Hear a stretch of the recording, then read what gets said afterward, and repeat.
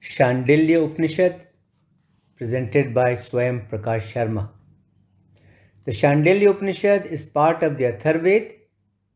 It figures at serial number 58 in the list of 108 Upanishads as contained in the Muktika Upanishad. The Upanishad deals with the 8 parts of the Yoga that is considered to be the pathway that leads to the attainment of Brahma, the ultimate. The Upanishad consists of 3 chapters and is presented in 5 parts. Source material for this upload has been taken from the Yoga Upanishads by T.R. Srinivasan Iyengar, Adyar Library 1938, and the English translation of the Upanishad by K. Narayanaswamy Iyer. The Upanishad. The sage Shandilya approached Atharvan with this request: Dear sir, please explain to me the eightfold yoga that is the means to the attainment of the Atma. Atharvan replied, the eightfold yoga of 8 parts has the following parts: Yam, Niyam, Asan, Pranayam, Pratyahar, Dharana, Dhyan, and Samadhi. Yam and Niyam are of 10 kinds. There are 8 kinds of asanas. There are 3 kinds of pranayam. There are 5 kinds of pratyahar and dharana. There are 2 kinds of dhyan. And there is just 1 kind of samadhi. The 10 kinds of yam, which means self-control, are ahimsa, satya, asteya, brahmacharya, daya, arjav, kshama, dhriti, mitahar, and shoch. Now we explain each of these. Ahimsa is non-violence.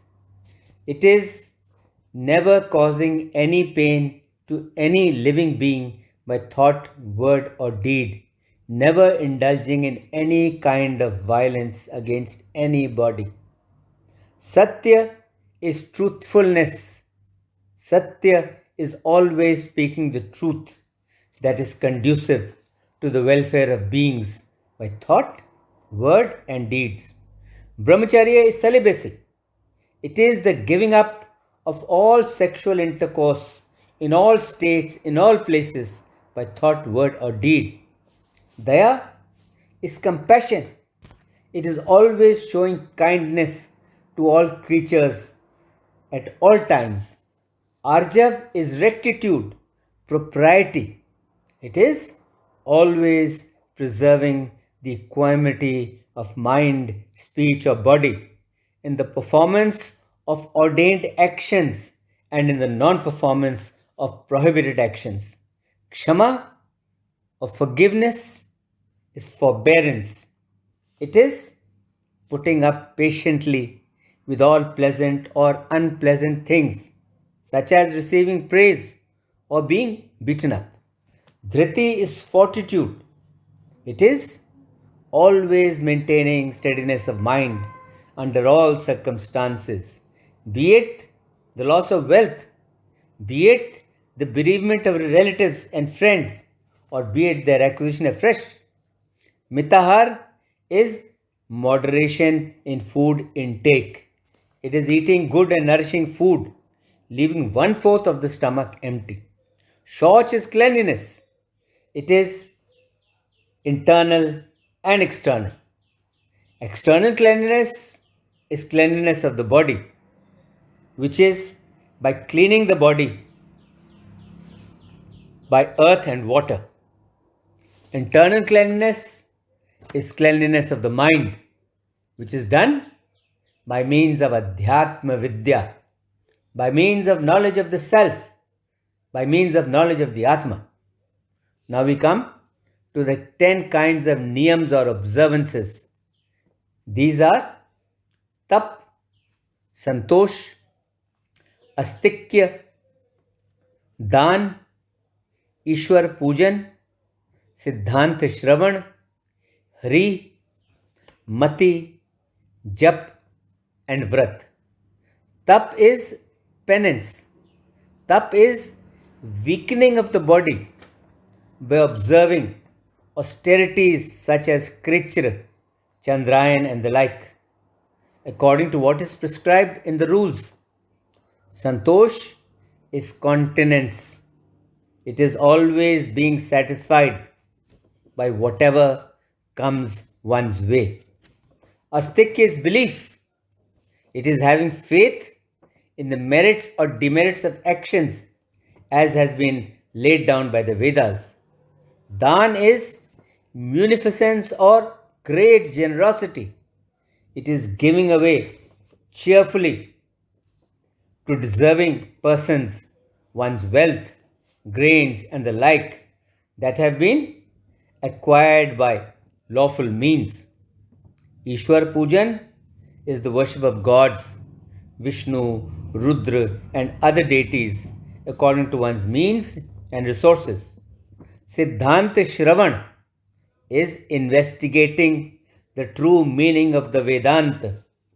Hri is the sense of shame that one feels in the performance of actions that are contrary to the rules of the Vedas and of society in general.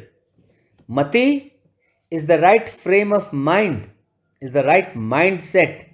It is sincerely following the course of observance as laid down by the Vedas. Jap is the practice of mantras in accordance with the initiation by the spiritual guide that are not contrary to the rules of the Vedas. Jap is of two kinds. One is oral or spoken, and the other is silent or mental, done in the mind through contemplation. The oral jap again is of two kinds. One that is done loudly, and the other that is done in whispers. The loud jap confers just the reward as indicated in the Vedas, while the jap in whispers confers 1,000 times of that reward. The silent jap, that is, the jap that is done in the mind, however, confers a reward that is 10,000 times this thousand. Vrat is strictly following the ordained vows. It is strictly following the injunctions and the prohibitions that are laid down in the Vedas. That is, strictly doing what is ordained and strictly refraining from doing what is forbidden. Now, we come to the 8 kinds of asanas or postures, which are Swastikasana, Gomukhasan, Padmasan, Veerasan, Singhasan, Bhadrasan, Muktasan, and Mayurasan. These are mainly 8. Although only 8 have been mentioned, yet a 9th, Siddhasan, has also been described. The Swastikasana place the soles of the 2 feet between the knees and thighs. Hold the body erect and balanced. Gomukhasan, place the hollow of the left foot under the side of the right posterior and hollow of the right foot under the side of the left posterior. This resembles a cow's face. Literally, Gomukh. Padmasana. Sit, placing the back of each foot on the thigh of the other foot. Grasp the right toe with the right hand and the left toe with the left hand from behind the back. This asana or Shandilya is praised by all. Veerasana. Sit, placing one foot on the thigh of the other and the other foot underneath the opposite thigh. Singhasan. Sit, pressing the right side of the thigh with the hollow of the left heel and vice versa. Rest hands on knees.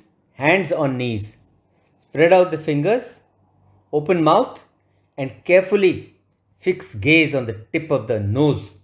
This asana is always praised by the yogis. Siddha asana.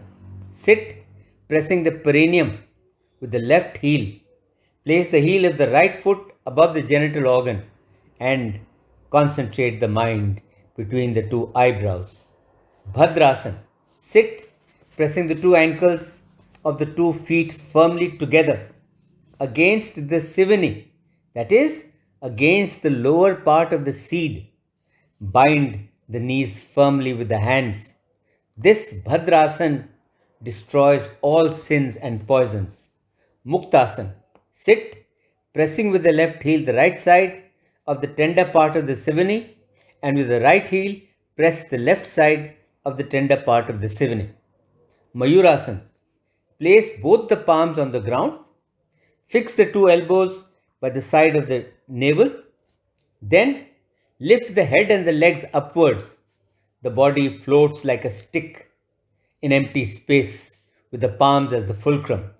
The Mayurasana is the destroyer of all sins. By the practice of these asanas, O Shandilya, a person gets rid of all the diseases that affect the body. All the poisons are assimilated without their causing any evil effect. If a person is unable to perform all the asanas, he may choose any one or more that he can do comfortably and then practice that regularly.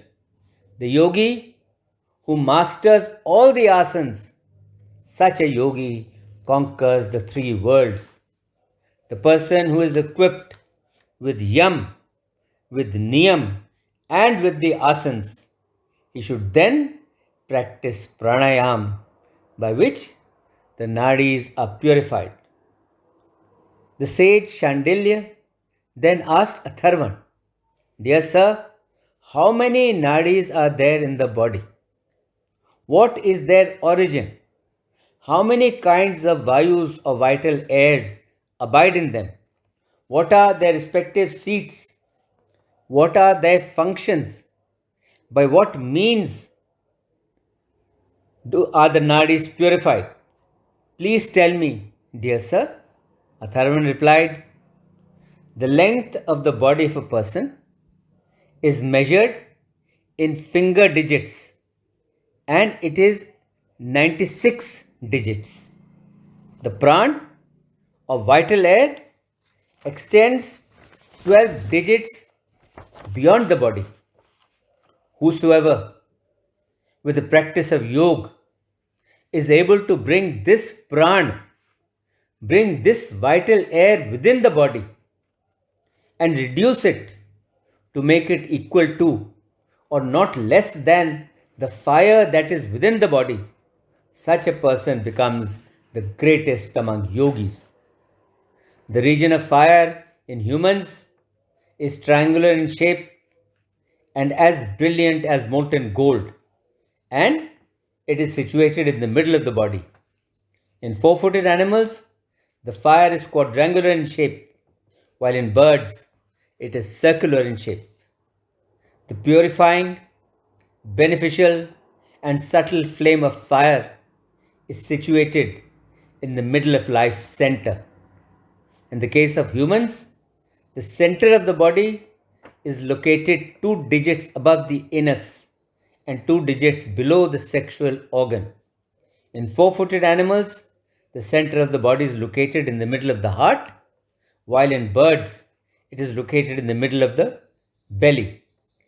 There is an oval shape in the body that is situated 9 digits above the center of the body, which is 4 digits in length and 4 digits in breadth. In the middle of this is the navel. In it is situated the chakra or the wheel, which has 12 spokes. The Jivatma, driven by its good and bad work, driven by its good and bad deeds, moves about in this chakra, in this wheel, just as a spider moves about within the web of thread. In the same manner, the pran also moves about here in this chakra. In this body, the jeev rides upon the pran. The seat of the kundalini lies in the middle of the navel, extending above it. The kundalini shakti is of the form of 8 prakritis or matter, and it has 8 coils. The vayus, the vital airs that move within the body, duly check the food and drink everywhere in the body. The Brahmarandra opening at the crest of the head is closed by it.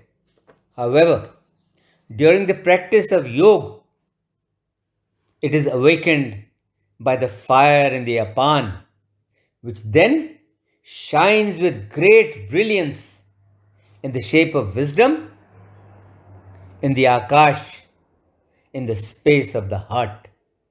It shines in the shape of wisdom, in the space of the heart. This concludes the first of 5 parts of the Shandilya Upanishad. Om Shanti Shanti Shanti Om.